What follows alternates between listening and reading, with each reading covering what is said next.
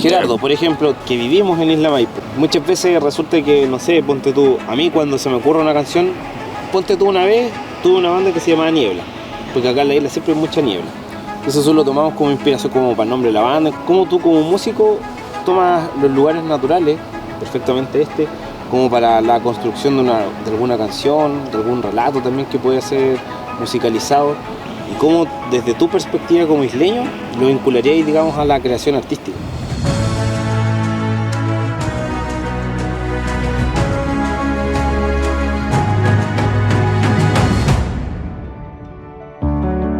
A ver, primero, todo va a depender del contexto en que se cree una canción. Y siempre uno, cuando quiere conectar en cierto modo con la identidad de uno se va a los símbolos. Entonces, por ejemplo, el río como entorno natural es un símbolo. Y parte de la identidad local, por ejemplo, son las colinas. Tenemos el Cerro Lonquén, tenemos el Cerro Hierbas Buenas. Entonces, alrededor de dicha simbología viviente se dan múltiples historias. Y estas historias son las que generalmente tienden a inspirar en la creación artística. Y estoy hablando no solamente de música, sino estoy hablando de múltiples contextos. Entonces, el cerro, la colina, que en este caso estamos a la base de los cerros de Enaltagua, donde una gran cantidad de historias de lugareños, de vecinos, vecinas, se han ido plasmando en la memoria local. Entonces son gran fuente de inspiración, claramente.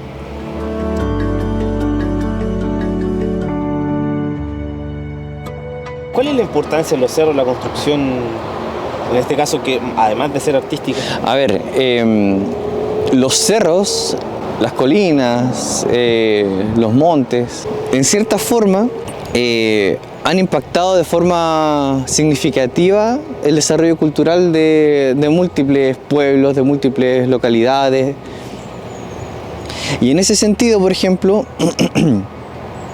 la forma más terrenal de verlo, por ejemplo, es el hecho de ver el cerro, por ejemplo, como una meta personal desde el típico joven, o desde aquella persona que desea, por voluntad propia, voy a emprender este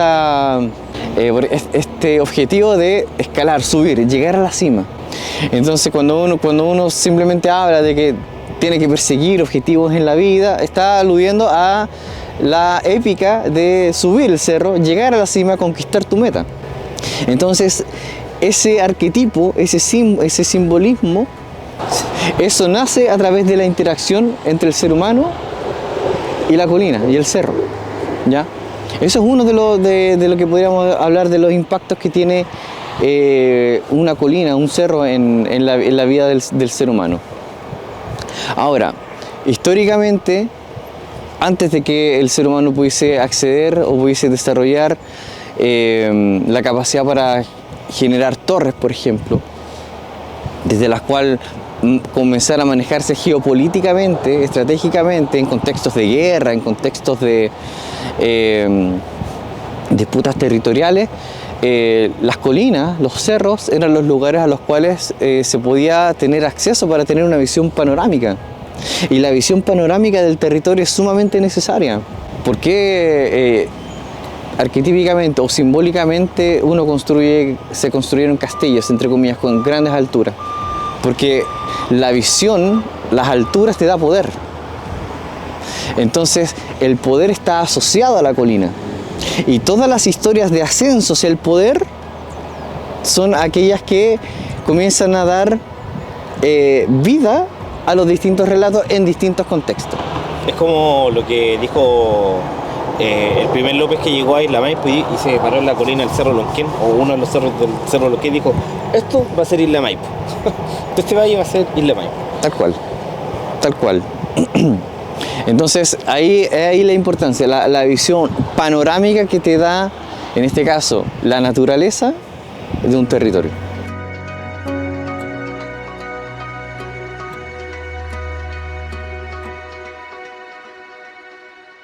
Gerardo, ahora que estamos acá ya en la colina, de aquí de las bases del Cerro de Naltagua, hay un Jesucristo. Y antiguamente se decía que acá aparecía el diablo. Ya aquí se conjugan aspectos mitológicos y también católicos, porque ahora hay un Jesucristo detrás de nosotros. Entonces, ¿cómo se interconectan ambos relatos y ambas historias en distintos contextos? A ver, hay que entender que las colinas, los montes, los cerros, desde el ámbito religioso y cualquier religión en general, conectan la tierra con el cielo. En su formación natural, la naturaleza nos facilita un lugar, un espacio en el cual el ser humano puede ascender hacia las alturas, hacia lo elevado. De ahí, por ejemplo, el Monte Olimpo.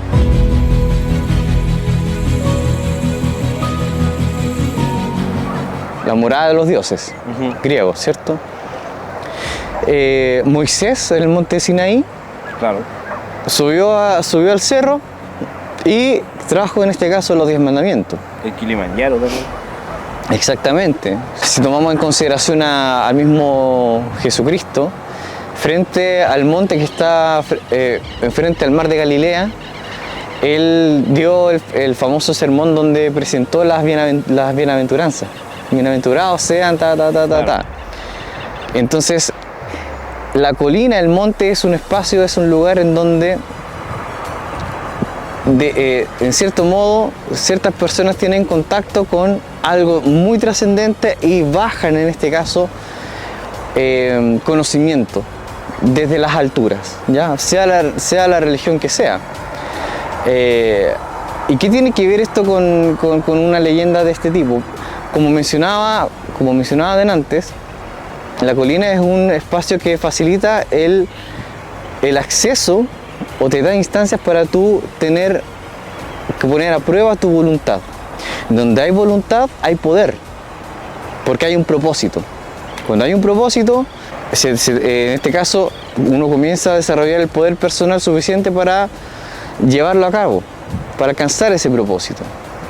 Entonces, poder, voluntad y propósito son aspectos que tienen relación con el vínculo hacia a los aspectos más trascendentes. ¿Y qué tiene que ver el diablo?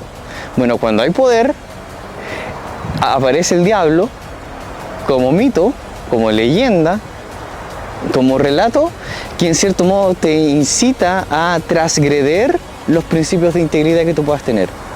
En este caso, llevar ese poder al bien común, llevarlo, por ejemplo, al bien personal. Poner en este caso tu bienestar, tus necesidades por sobre el otro. Entonces el poder se pone al servicio tuyo. Claro. Entonces, más allá de por qué, más allá de que se aparece el diablo por el cerro en sí, es porque simplemente hay personas que están a punto de entrar en una épica personal, en una épica significativa para sus vidas, y que en ese minuto el cachucho, el diablo, en este caso va a querer transgredir tu propia integridad, te va a tratar de seducir, ¿ya? Va a querer en cierto modo de aprovechar de ese poder en latencia tuya, en potencia tuya, para él llevar a cabo en cierto modo ciertos fines.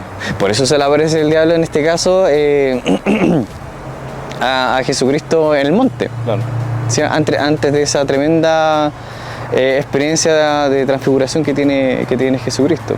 Y en fin, y así le pasa a los lugareños, les pasa a todos. Y eso conectado con distintas cosas. Bueno, el Cerro Lonquén, por ejemplo, se dice que el diablo bailaba cueca.